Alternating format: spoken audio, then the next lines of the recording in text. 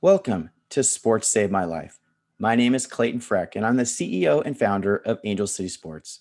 We know the power of sport to change and, in some cases, save lives. We hear these compelling stories every day, and we created this show to share them with the world. Enjoy the show, and remember to like, follow, share, and comment. All right. So today I have the honor of interviewing Robert Tanaka. Robert is a visually impaired athlete born and raised in Colorado, and he happens to be going to school at USC right here in Los Angeles. Robert's dialing in from home in the COVID-19 era from Colorado. And a couple things about his story that strike me. First of all, his sport is blind judo, and he started judo when he was 5 years old. So he's been at the sport for a surprisingly long time for a young man in college. He, I think, has always shown a level of determination that is admirable. Made the U.S. national team as the youngest member of the team, right, a few years ago. Probably, we think he still is the youngest member of the team. He's competed internationally a bunch, going back even to his teenage years, and has gone to Japan to train. He's got a couple more qualifying events to make the Tokyo team, but looks to be in pretty good shape for Tokyo. So without further ado, welcome to the show, Robert. Thank you. Thank you for having me. Appreciate it. You got it, man. So our show's title is Sports Saved My Life. What comes to mind for you when I say that? Yeah, sure. So for me personally, I think my sport of judo really taught me life lessons from, this young age, especially like grit and determination. Those in particular are pretty big lessons you learn in judo. I mean, when you're younger, the bigger guys will toss you around, and it teaches you to get up. You can't stay down there. So literally, right? Like literally. Literally, yes. And I think I applied that to my everyday life, especially with my disability. And yeah. Love it. All right. One sentence. Who is Robert Tanaka? I would say Robert Tanaka is a Japanese American albino visually impaired athlete of judo. There you go. Oh, that's pretty hard. That's like a college application question.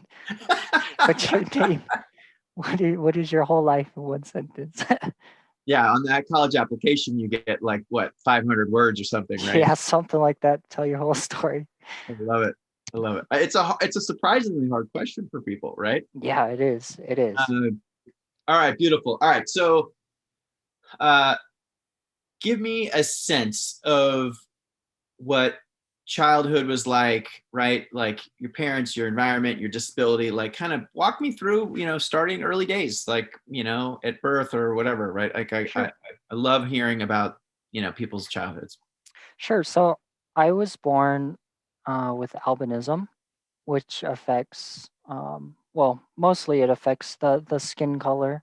I have no pigmentation in my skin. I have very light hair, and it also affects my vision.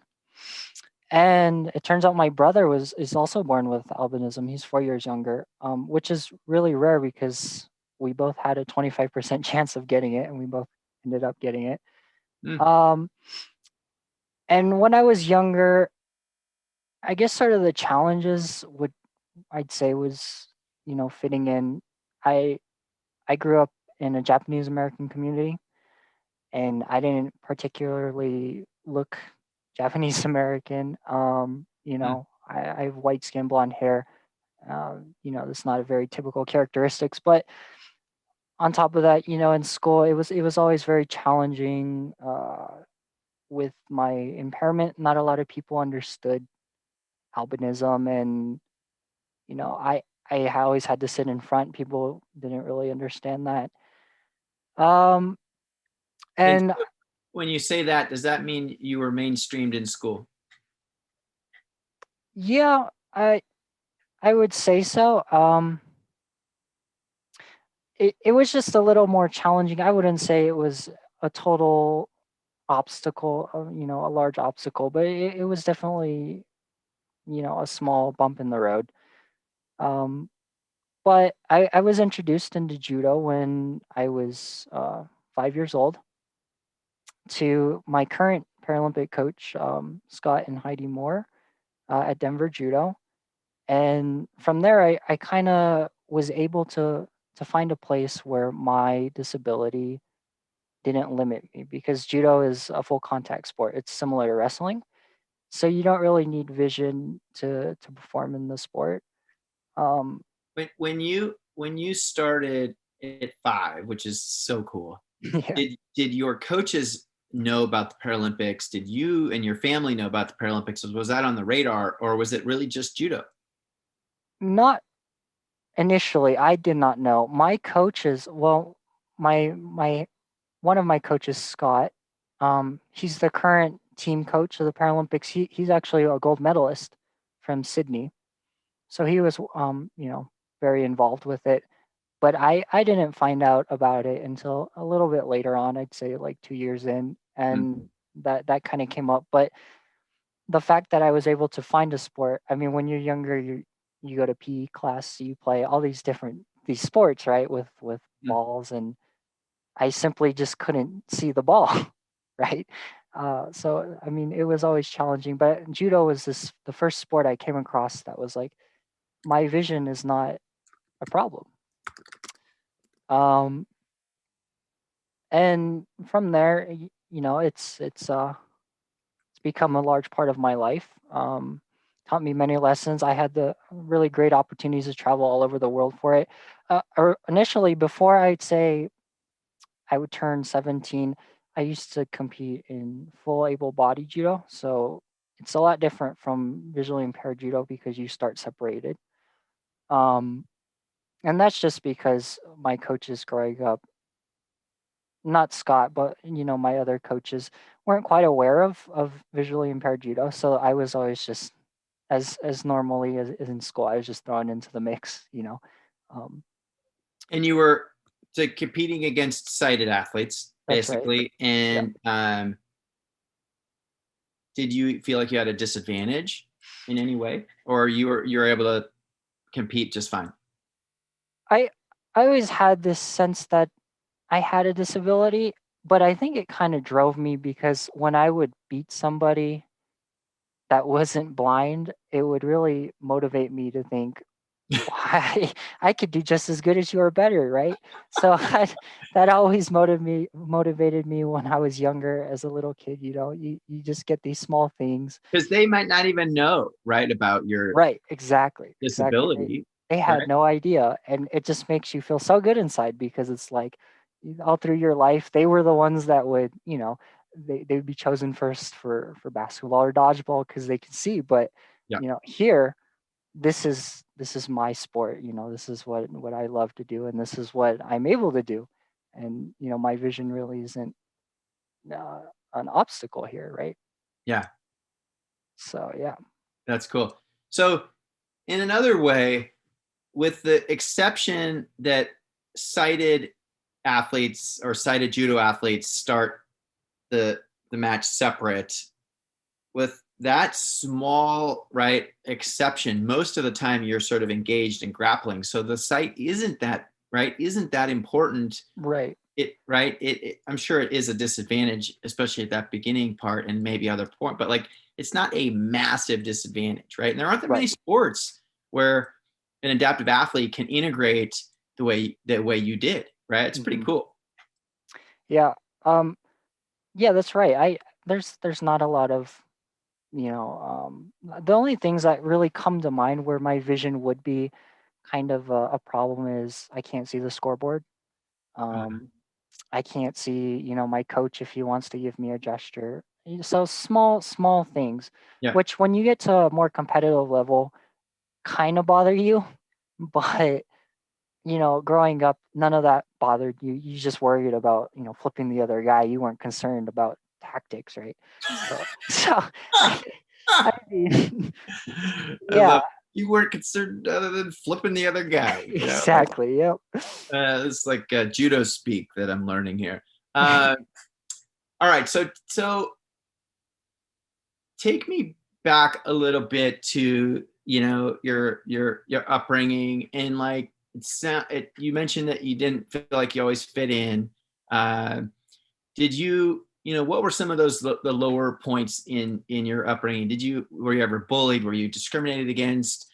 I totally like feel in my heart that feeling of like, gosh, I don't really fit in. I don't look like a typical Japanese American, and I don't look, but I don't look like a typical blonde haired white. Yeah, like you're kind of like, Exactly. Yeah. where do you fit in? So I totally empathize, like, right, and that other than the judo mat, right? That's like where you kind of found some peace. But like, what were some of those other challenges that you faced? Because I think a lot of our kids in our community, right, they run into some tough times growing up. Right. Right. Yeah. Um, it's just people don't. I wouldn't say that it was their intention, but people always treated me differently. They knew something was wrong, but they didn't know how to handle it. So, growing up making friends, it was always difficult because people saw me as different, right? Mm-hmm. Um, I guess the other thing would be, in school, the teachers wouldn't really know how to handle my disability, so they wouldn't understand why I can't go in the sun for very long. Well, I don't have pigmentation, so I get sunburned, right?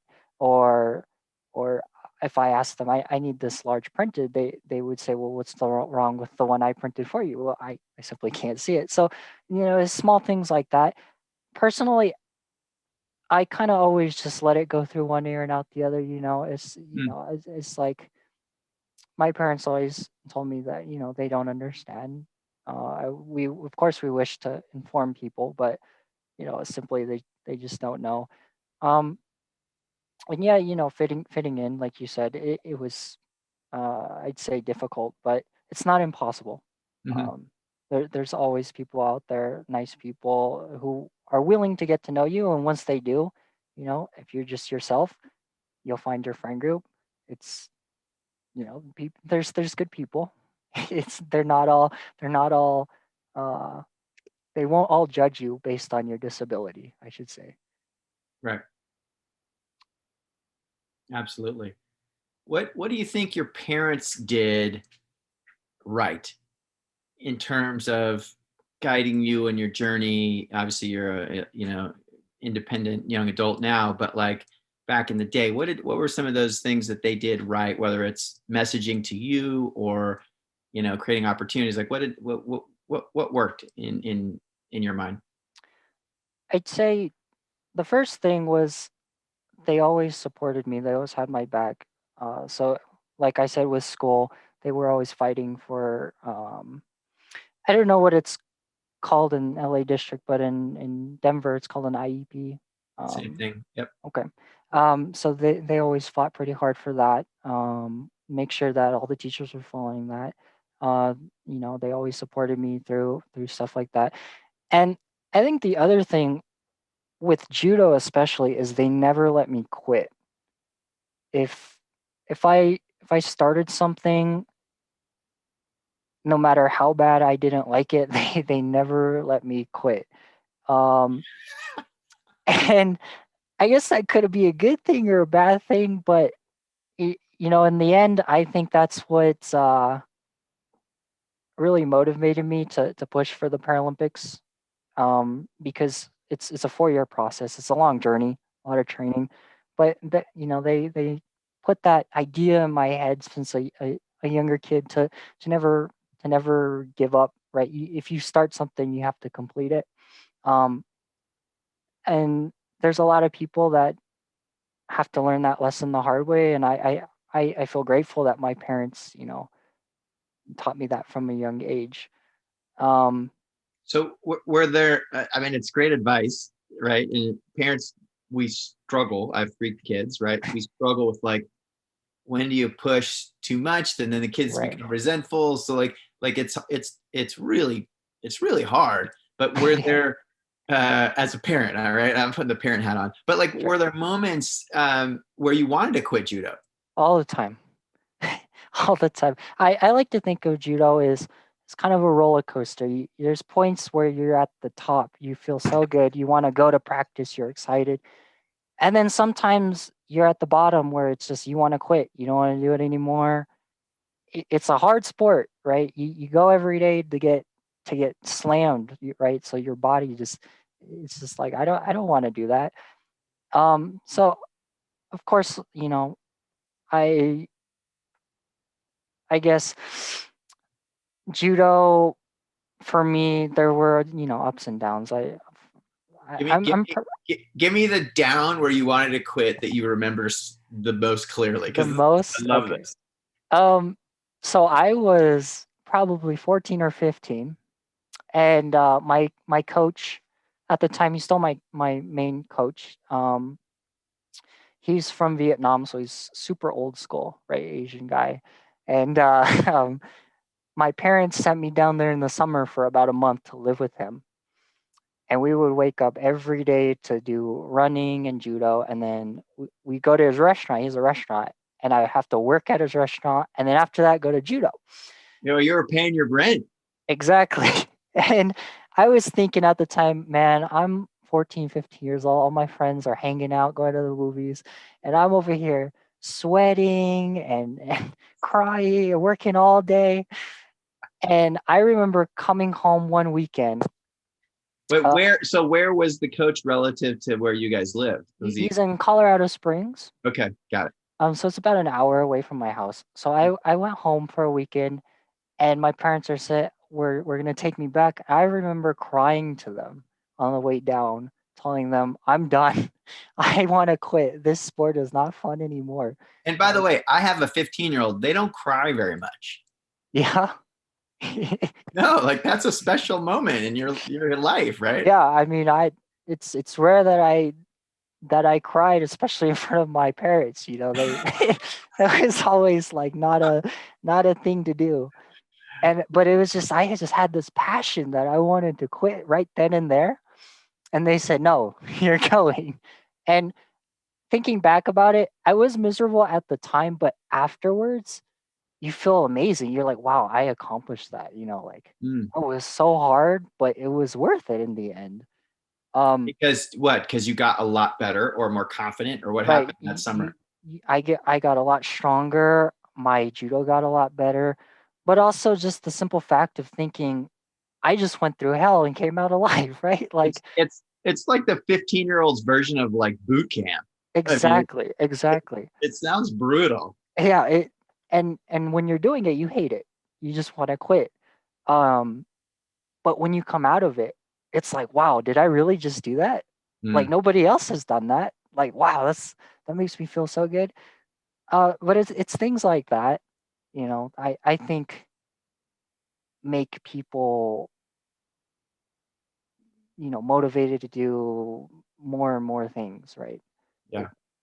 It, that's just my opinion, but that's what I see, All right. So I mean, for parents listening, this is golden, right? Because it's so hard to know when. What else did they do right? Like when you look back, because you're a pretty cool, confident young man. You're going to USC, like going to Tokyo, hopefully. Like, there's a lot going on. You've kind of got your life together, and you're young. So like, what else did they do that worked? Well, I mean, they always supported me, but at I'd say at a arm's length. So, Hmm. right, they wanted me to become independent, but they were always there to push me back, right? If I deviated too far from my path, um, they were always there to correct it. And they always had this saying of, well, when you go and live on your own, you can do whatever you want, but when you live in my house, you do what we want. and that was for like if I didn't want to go to judo, right? They said, well, when you go to college, you could quit, but when you're living in this house, you're going to practice. And as a kid, you think, oh man, this is like a dictatorship. Yeah. But now I look back on it as like, well, if I quit, I wouldn't have the opportunity to go to Tokyo, fight for my country. Like, so I think they did really well in supporting me. Yeah. They balanced. I personally think they balanced it pretty well in supporting me, right? But pushing me as well. Mm. Hmm. And that's some stuff I'm very grateful for. I think they found a very good balance with me. Um, I might not have liked it at the time, but in the end, they knew what was right. And then the other thing, now that I'm older, they always really pushed for education, Hmm. for me to do well in school. Of course, they wanted me to do well in judo, but their priority was always school. Because in the end of the day, in the States, judo really can't provide a career. Hmm. Um, and my dad is he went to USC undergrad and UCLA grad, which I think now is funny because he went to rival schools. But I went to UCLA for grad school, so oh yeah, really? Yeah. So the rivalry, right? So I just thought that was pretty funny. But it's so fun. It's so fun. I love the rivalry. but since I was younger, he always pushed me to go to good schools like that, rigorous schools that would provide good opportunities. And since I was young, it was always a really big dream of mine to go to USC. So Wow. um, it, I think they helped me a lot in not only judo but other things as well, like getting into USC. That was a huge goal of mine. They pushed me academically. Mm. Said if you want to go, you have to do well in school. You have to write a good essay. Simple stuff like that. Um, yeah, just really good in structure. So hopefully they'll hear the show when we release it later this year. But after the show, make sure you walk into the living room and give your parents some love. Make sure they know all this because this is good stuff. Yeah, Um, definitely. I just think parents, right, for people, for kids that are aspiring to make the Paralympics, it's so important. I mean, it's even more impressive when kids don't have parents that are supportive, but Right, so important, so valuable. right. Um, and listen, they got a lot of things right, and it's parenting's not easy, man. It's like, ugh. All right, so talk to me a little bit about your impairment. What can you see, what can you do, and then sort of what are the accommodations that you have kind of had to innovate over time for school or work or kind of anything, because like we're trying to really use this show to help people understand the diversity of disability right within the adaptive and Paralympic sports movement. And so like tell me more about the impairment. Sure. So, albinism, physically, that people can see, mainly affects skin color, um, eye color, and hair pigmentation. Right. A lot of albinos you'll see will just have white hair. I'm Mm-hmm. fortunate that I have kind of brown, blondish, um, and they're very sensitive to sunlight. So, it's kind of like a vampire in a way, if you like to think of that. That's how I explain to kids in school. I can't be in the sun for very long because I get sunburned. Um, and then not all albinos have, but most of them do have a visual impairment. That just means that I can only see up to about 5 feet in detail. After that, it's just shapes and colors. It's like a big blob. So, the way the eye doctor will put it is for every 20 feet I see, a normal person will be able to see 200 feet. Um, Oh, if you, that's an interesting way to think about it. yeah, I don't know why they did it by 200 instead of 100, but I mean, that's the way it's written out. Um, So the world is fairly clear for the first 5 feet for you, yes, and then it's pretty blurry. right. So it's And, good enough to and it to was like, Was it? Oh, I'm sorry, Robert. Was it always like that, or was there a? Did it like get worse at some point? No, it's stayed the same. Okay. Yeah, it stayed the same. It's just born with it. People always ask, can you get surgery for your eyes? I cannot. They can't fix it. Mhm. So to live with it. So it's funny because my sight's like good enough to see to walk, but it's barely under the minimum to like be able enough to drive, which it's unfortunate. Especially in LA, everything is like spread out. So if I want to go somewhere, yeah, I take public transportation. Let's take a quick break to learn more about the equipment loaner program at Angel City Sports. Part of our mission at Angel City Sports is to eliminate all barriers to participation in adaptive sports. Providing free adaptive sports equipment is a major component to this objective. Each individual piece of equipment can cost more than $3,000.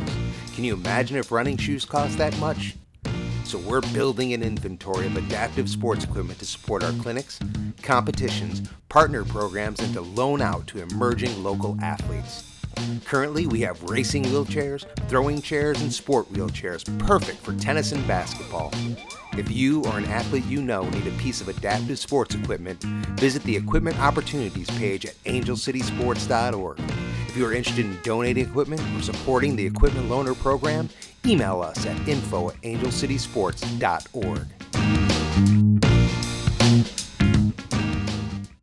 So I'm going to shift into your sort of journey in sport. We've touched on a bunch of it, but obviously you've been at judo for the vast majority of your life, which is really cool. But were there other sports that you did growing up that kind of loved or appreciated, or kind of like were there other sports in the mix for you growing up? Not really that I participated in. Um,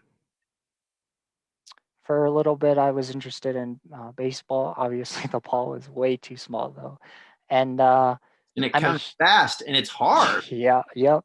I broke my jaw and my eardrum getting hit by a baseball back Is in the day.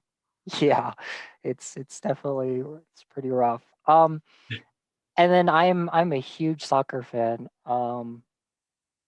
I'm not very good playing, but I really enjoy watching it. Yeah, support definitely support soccer. I like soccer a lot. Who's your team? Who's your favorite soccer team? Uh, it's Arsenal from England, and then LAFC. Aha! All right. Yep, yep. I love it. I love it. So, you've done, you've competed at an international level already. You've done a lot in your sport already, but like what would you say is sort of like your proudest moment in sport so far in your career? Knowing that you have many, many more coming in your future. Hopefully. I would say my first ever qualifying event. It was in Lisbon, Portugal, fall of 2018, and it was the World Championships. And this was the first tournament that was a qualifier for the Paralympics for 2020. Um, Up until that point, I had very little experience on the world stage competing wise. And And how old are you at that right point? now, I was 18. Okay. I mean, I've traveled with the team before that, but it was only for like friendly matches. We go to Germany every year, but you know, people don't bring their best players to friendlies, right? It's more for just experience, which I didn't have at the time. And I remember people were telling me, "Oh, just use this event as an experience, right? Try to get as much experience out of it." They weren't expecting much, basically, and I ended up fighting for a medal. Um, I didn't win a medal. I lost in the medal round for bronze. Um, but that was my first time I actually tasted victory on the world stage, and how close I was. Mm. Uh, I was so happy because I mean, this was my first competition. Um, I didn't know what anything. I didn't know what it was going to be like. I mean, these guys are like the best, right? They're so the fact that I was able to compete with them on the same level, it just made me feel like all that hard work kind of paid off. So Mm. I think that was probably the the point at when I felt that, this is probably my greatest accomplishment so far. And did it? I'm sort of juxtaposing with the 15-year-old that's crying that wants to quit, right? And now I've got the 18-year-old. So this is like, right, it's a nice like story because it's the bottom and then the top of the roller coaster, Yep. right? So now you're 18, a couple years later, you sort of push through some of those hard times. Yep. Does it inspire you to keep grinding and keep going towards Tokyo? Yeah.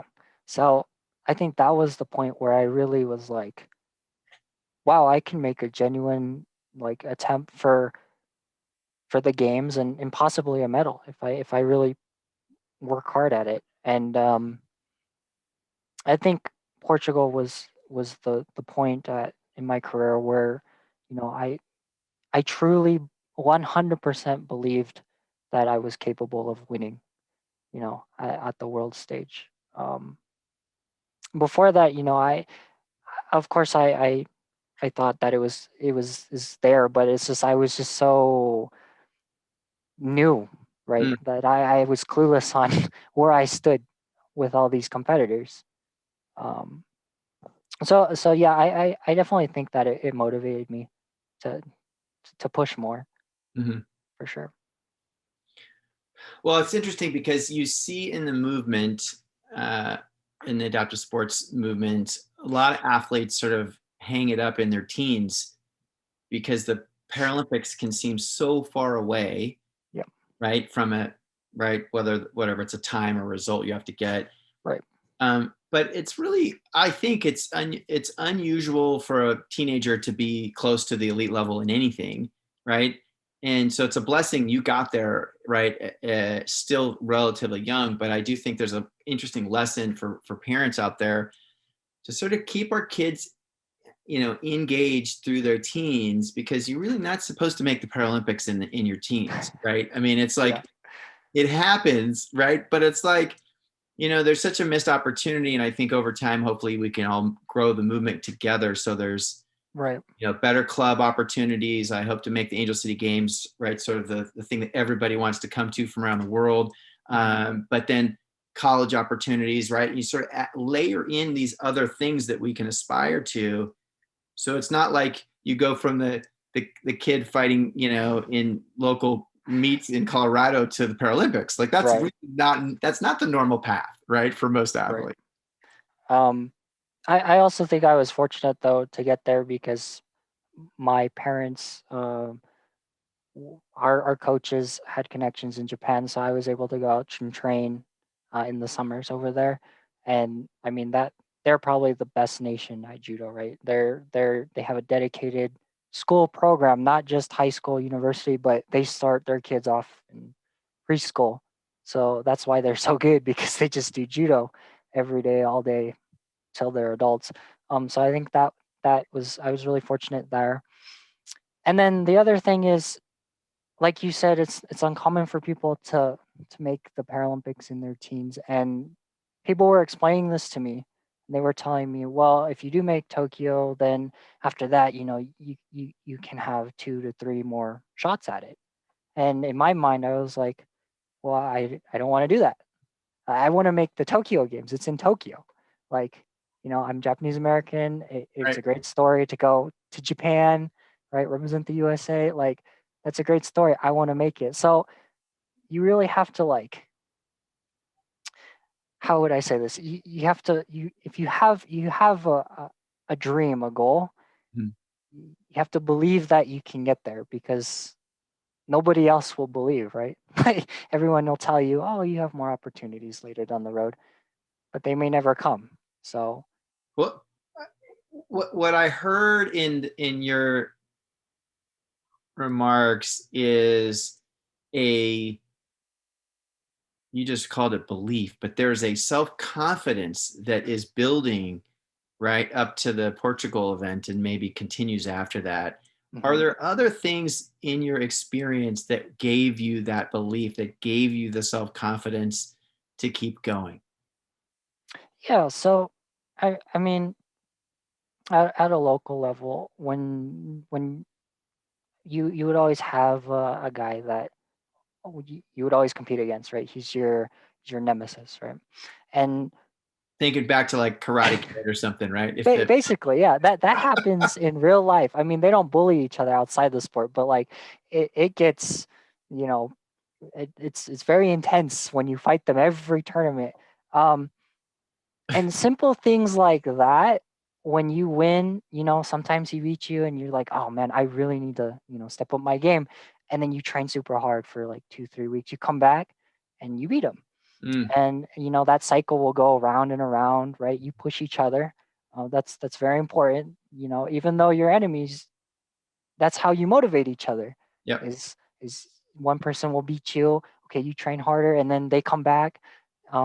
Stuff like that. That at a small level, I'd say gave me the same satisfaction, right? It always pushed me more to do more, train harder, train harder. Um, and then I mean, outside of judo, you know, uh, it's especially with school, it's small accomplishments and always trying to do better. That I guess the best example would be with school. I know I keep going back to school, but I mean, I really just do judo in school, so it's kind of hard for me to draw other examples. Um, but originally out of high school, I didn't get into USC, uh, so I decided to go to junior college for a year, Yeah. and I know that USC has a pretty decent transfer program, so I wanted to get in off of being a transfer. And the other thing was I got an offer from Georgia Tech, said if you go to 4-year college, you do these classes, you get these requirements, we'll take you. So I actually was working towards that, and I ended up getting really good grades for my first year. And I said, well, I still want to go to USC. Like, this is a huge goal, and I Mm, applied and I got in. Um, and people were like, well, you could always go there for grad school, you don't have to go there for undergrad. But again, it comes back to, you got to believe in yourself, right? If it's your dream, you got to put everything behind it. And I think I did that. I mean, I I'm at USC, I'm living a dream right now. I mean, it's online, which sucks, but right, it, right, right, right. it hopefully when we go back on campus, it'll be great. So Yeah. yeah. I mean, honestly, what's so beautiful about what you just said is because I ask myself this question all the time, man. Like I gave up a corporate career to get Angel City Sports started. And, why are sports so important? We started with a big competition that we hope to grow over the years. Adding in blind judo will help. But I asked myself that question, why is this so important? And what you just said about the competitive piece of sports really gave me a lot because it's first of all, I think everybody should have the right to compete and have opportunities. I'm sure you would agree with that. But Yep. then what you just described, when you're in it, right? Like it's so valuable to have to line up against, right, that competitor, right? And fight for your PR if you're a swimmer or track athlete, or against a component, literally in the case of judo, and how that helps you become better, right? And Mhm. the lessons, right, that will transfer into all parts of your life going forward are so powerful. So I just love, you literally just described like why competition is so important, Yeah. for all of us to, it doesn't matter if you go to the Paralympics or not, but like Right. everyone should have the opportunity and get the benefits of what you just described, right? Of Exactly. Yep. like going at your competitor. I Mhm. love that. So I want you to like describe this sport and the mechanics of the sport. But I think before I do that, tell me what judo means to you. Oh, How has it Ju- changed your life, well, right? What have you learned? Who would you be if you didn't have judo in your life? see, that's tough because judo has been, I mean, basically my life, right? I mean, um, it's pretty difficult for me to imagine where I would be without it. It taught me all the life lessons that I know now have originated from judo. Mm, Um, so I I mean I know it's not a very good answer, but I mean it honestly means everything, right? It's who I am. It's I've based my academic career off of the lessons I've learned in judo. mm. Followed similar, formulas to how to get better, how to compete with people without a disability, um, stuff like that. So, I mean, my sport has been a huge part of my life. It means a lot, a lot, and I plan to continue to be involved even after competition with teaching. I love to teach judo, so yeah. So I want you to just dig into this word because you kind of brought it up at the beginning of the show. Uh, I feel like the purpose of our organization, right, is actually to create a sense of belonging. Hmm. Do you remember finding judo or being that little guy that was like, gosh, I don't feel like I fit in, and Right. exactly, but like, because when you were talking about it at the top of the show, it was almost like you kind of found your home. Yeah, I don't want to exactly, I don't want exactly. to put words in your mouth, Judo, but like, that's exactly it though. Judo, the judo mat is my second home, and like that's where I've made lifelong friends, right? It's the simple stuff that I wasn't easily able to accomplish outside of the judo mat. I was mm, able to do instantly on the mat. People are so friendly. It's a respectful sport. It's a second family, yeah. right? It truly is. My Paralympic teammates, we talk all the time, super close friends, um, stuff like that. My coaches were like, father figures. They help me with stuff outside of school. It's not just judo. I mean, outside of judo, not just judo. Stuff like that. So yeah, it truly was a second home. It it is, yeah. I love that. I love that. All right. So for those that maybe are less familiar with the sport, just like give us like kind of the overview. How does it work? And even in the Paralympic system, right? What are the Sure. classifications and just a little bit, just, no go crazy, but like just kind of that high level overview of the sport. Okay. Um, so I guess it's easiest to start by explaining able-bodied judo and then seeing the difference in VI. So in able-bodied judo, you have uh, two competitors and one referee, and it's a 4-minute match. And in judo, there are I keep changing the rules. There's two scores.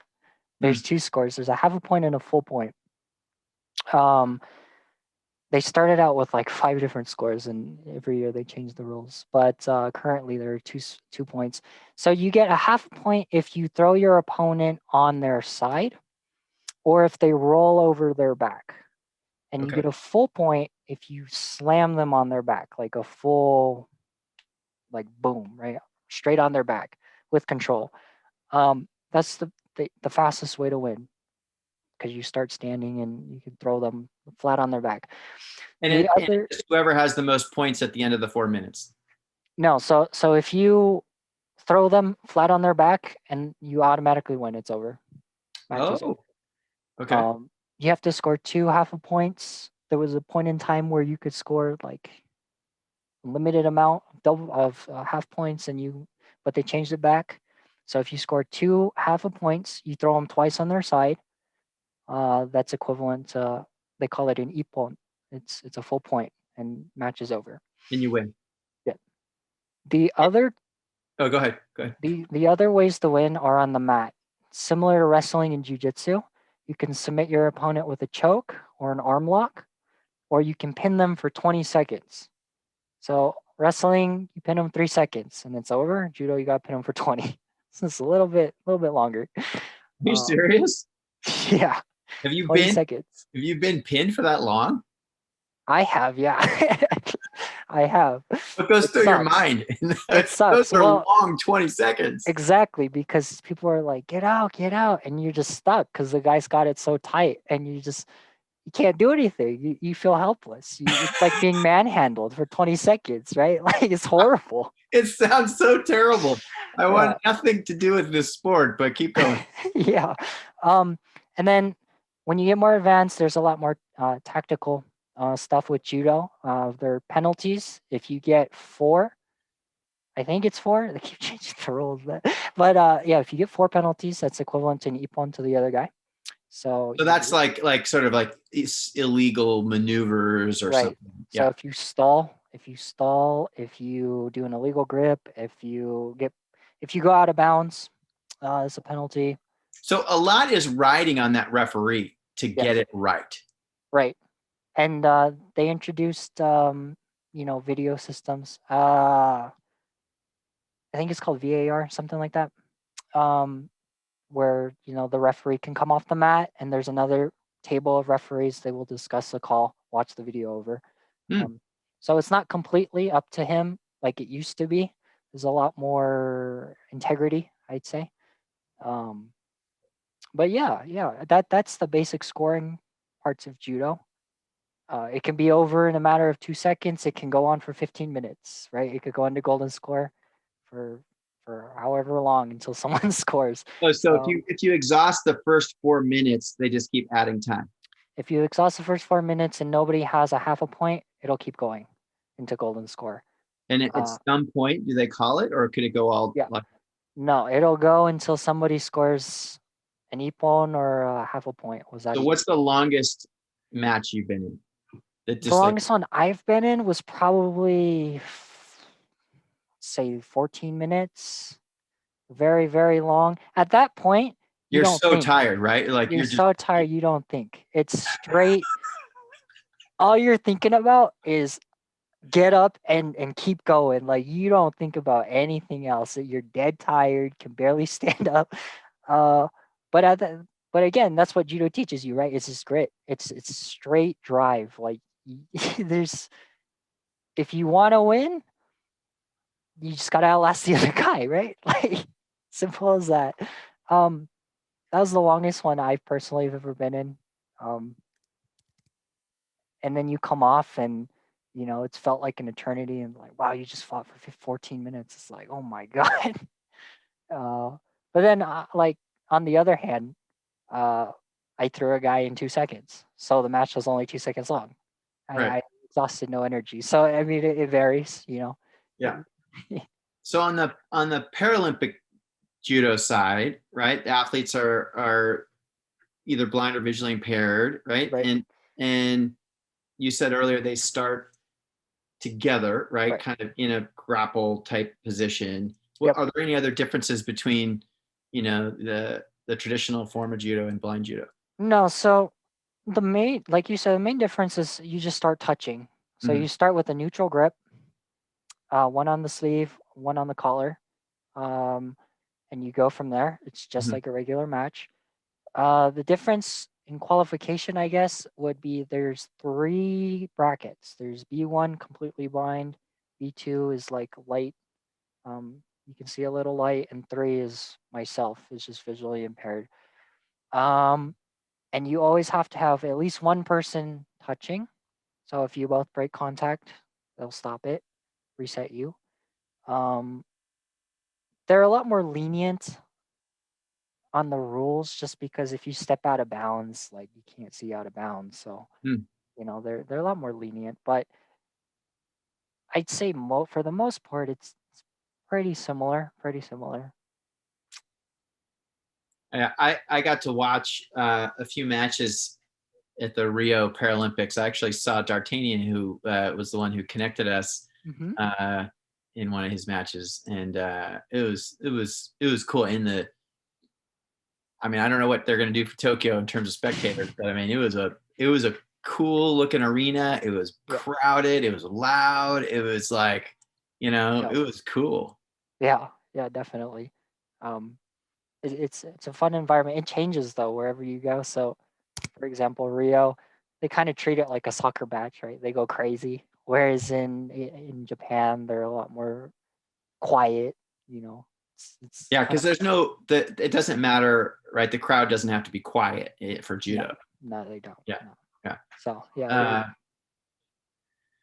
Got it. So I mean, listen, you've learned a lot of lessons through sport. You can handle losing, and you've got the resilience. Something that you probably weren't expecting was the delay of the Tokyo Games. So talk to me about, like, how did you handle that, and did you did you kind of have a moment where you were kind of really depressed or bummed out about that, because you'd probably been really tracking towards the games? definitely, yeah.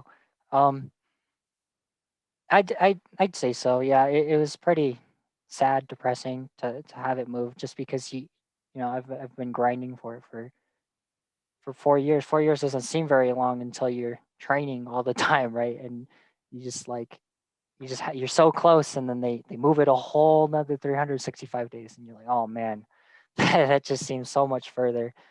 Um, and I guess the other part of that would be, like, I am an undergrad, so I was wanting to come back after, and all these things I had to sacrifice before, going to parties and hanging out with people, eating, don't have to watch my weight. Yeah, and stuff like that. That has to be put on hold for a whole nother year, which kind of sucks. But I mean, it's just another small obstacle that, you have no control over. Kind of have to just deal with it, and hopefully everything turns out. Right. And it will, right? It always does, one way or another. So, we're recording this show in March. So we've been under lockdown, or versions of lockdown, and all this stuff for about a year now. How hard has it been for you to stay, in relatively sort of peak, at that sort of peak level? Hmm. Sure. I get this question all the time. Honestly, it's incredibly difficult. I mean, simple things is going to lift weights, right? Mm. I used to just be able to go into my school gym in the morning and lift weights.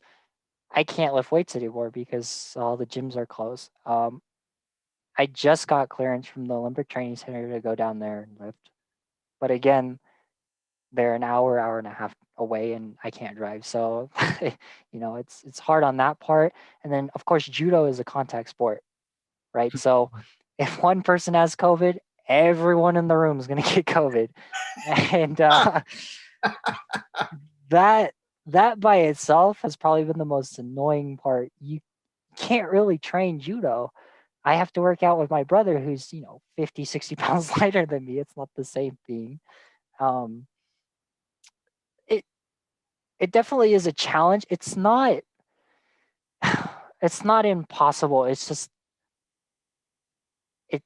a lot harder. It's a lot harder. You don't have access to, things that you're used to. I'd like to take a quick break to show you how you can get involved as a volunteer with Angel City Sports. Are you interested in supporting Angel City Sports? We're seeking volunteers to help organize clinics and events, as well as support our athlete outreach efforts, marketing and media, and even fundraising and development.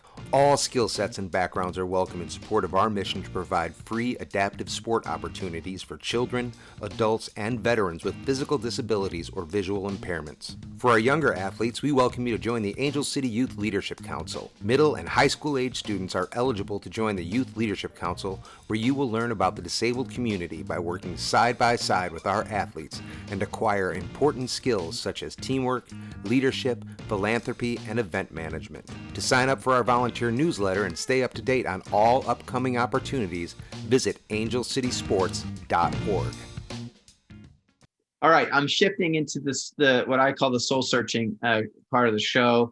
Sure. So we're going to dig deep. But I'll start with a fun question, which is, what do I not know about you? Do not know about me. Well, you know, a majority of me, because it's mostly school and judo. But Yeah, I'm only school of judo. Okay. I do like playing the guitar. Um, I like playing, music with my friends. It's a good escape from judo. Mm, I recently picked up a passion for target shooting. Although I can't see, you just put a scope on the gun. It makes everything bigger, solves your problems. Um, I grew up in Colorado, so outdoor sports. mm, Skiing is fun. Haven't been able to go for a while, but yeah, I enjoy skiing. What do you good. not know about me? I think that's about it. That was good, man. Music. We do a lot of music at Angel City, so we'll get you on the stage. For sure. Uh, you've said this, but I want to give it to you again in a real simple format. What has your disability taught you? It's taught me to, I'd say, grind and have determination and never give up. Never give up. At times it may seem hopeless. All these people have an advantage because of your disability, but you work, you just gotta work harder than them, right? And if you apply that to a lot, I guarantee you'll be able to produce just as much or even more than what they were able to do. So Mm, yeah. like that. What what can you teach others about getting to a place of self-acceptance? Um, you kind of have to just. I know it seems it's easy to say, but it's really hard to do. But you just have to believe in yourself, and at times, like I said, it seems like nobody else will believe in you. But if you believe in yourself, you will accomplish what you want to do, and not just accomplishing it, but along the journey, you'll really see yourself as who you are, who you want to be, and yeah, I think that's just the way in which I was able to kind of accept it, and you just have to fight for what you want to be. I like that. And you, more than most, get to use the word fight however you want to use it. Yeah. Both with judo and SC, fight on. Oh gosh, yeah, I didn't even think about SC, but Yeah, yeah, yeah. you're right. Um, how how do you think that you got past or through your biggest mistakes and failures? Well, at first, right, there's always the stage of where you're either regretting something or you're going through a phase of sadness. Like if you lose, you're like, oh, I don't know how that happened. But I think the first thing to for a mistake, of course, is everyone has a bad day. Right? It could be with anything. You fail a test, you lose a match. Everyone has a bad day. You just have to come back the next day, come back stronger. Right? You always have to give up. You cannot stay down, because if you stay down, then you'll never accomplish what you want. Right? So everyone makes mistakes. You can't tell yourself nobody's perfect, right? So I think that's a good mindset to kind of have when you mess up. Is everyone does it. It's just how you come back Mhm. is what makes people different. Well, and in your sport, right, those little mistakes are immediately Yep. taken advantage of by if Exactly. they're Yep. good, right? Yep. And you're now on your back or your side, Yep. right? You shift your weight in the wrong direction for half a second, you'll be on your back. So, and then you're just thinking afterwards, like, I don't know how that happened. I've trained so hard. How did that happen? But everyone has a bad day, right? You just come back, do it to them next time, right? it's it's just that mentality of I'm not gonna give in. I can't give in, right? Yeah, I love that. When you were in that 20-second hold down, Yeah. Did you fight the entire 20 seconds? Yes, I did. Because if you get out at 19, Exactly. right? And the other thing is, if I don't fight when I come off the match, my coach is gonna kill me. So there's always that, you know. But yeah, of course, there's always a chance your opponent might slip up on the 18th, 19th second. You get out. Yeah, So love that. I yeah, love that. just gotta Uh, keep fighting. Keep fighting. Yes, I like it. What do you think your purpose is? I'd say to always do my best. Um, I I think this is partially from judo, but also growing up, you know, in Japanese household, you know, that it's a teaching they teach you from very young. If you're given a task, you always do your best. You right, because what you're doing is what you'll be remembered as, right? If you quite half effort in, then you'll be remembered as a person that only did half their work, right? So I think that's one of my purposes is, you know, to always strive to do my best. I love that. I love that. Talk to me about your dreams. What are you hoping to accomplish in your sport career and beyond? Sure. So short term, I would like to medal in the Paralympics this summer. Uh, it's been a dream of mine for a very long time, and it would be a dream come true to win a medal for my country. Also, I want to do well in school. Um, I want to graduate with you know, good grades, get a good job, um, and then I guess starting to get into the long term. You know, I want to be more involved with my community, culture community, especially right now with, you know, all the hate towards Asian hate. You know, we got to support each other. So Right. I'm looking to do that, and then I guess really far down the road, I would really like to have my own judo club. Mm, I have a passion for teaching. I love to teach. I think, you know, there's not a lot of clubs out there that have instructors who are aware of visual impairment. right.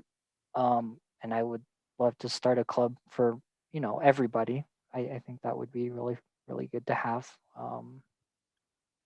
And yeah, I really like to give back to the community that, you know, has supported me this far, got me this far, and hopefully we'll be in Tokyo next year. So, or this year.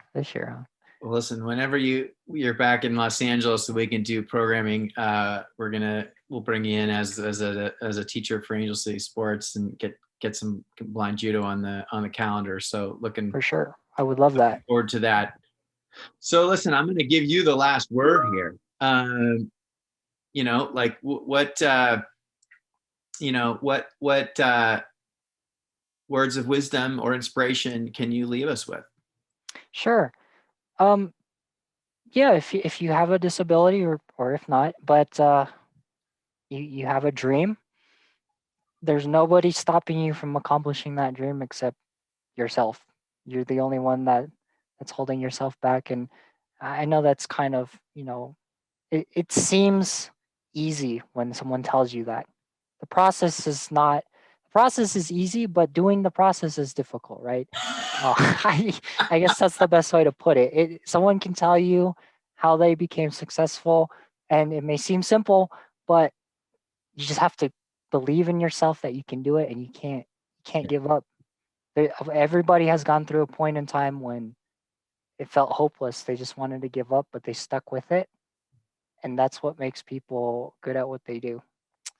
And yeah, I love it. Well, listen, Robert, you know, I've really enjoyed getting to know you and your philosophy.